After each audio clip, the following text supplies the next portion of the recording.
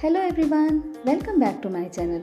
Here's a DIY book making tutorial where no glue, no stapler or no stitching is involved. If you're new to my channel, make sure to subscribe and click the bell icon. And if you like the video, please do like and share. So the supplies required are around 8 to 10 papers.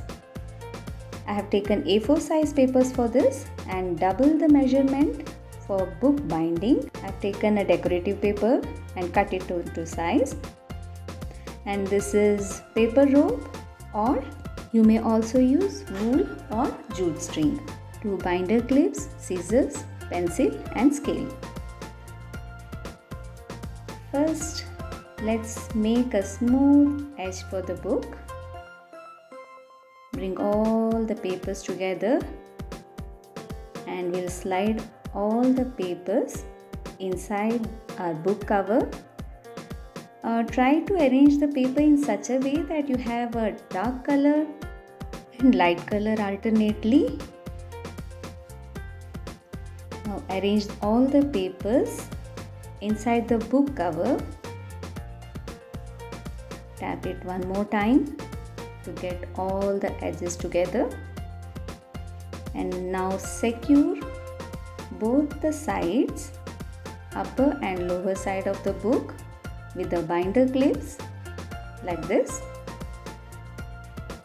And now we need to mark a couple of lines. First, we need to mark a dot 1.5 centimeters away from the spine of the book. And now draw a small line of 1 centimeter from the point we have marked and draw a small triangular shape just like this, 1.5 centimeters away and then 1 centimeters down and a small triangle. Mark the same way on the upper side as well. Now cut the triangle we have marked on both the sides and measure 7 times the length of the book.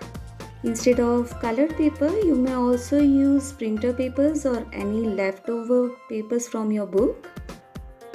Okay, now starting from the top, wind the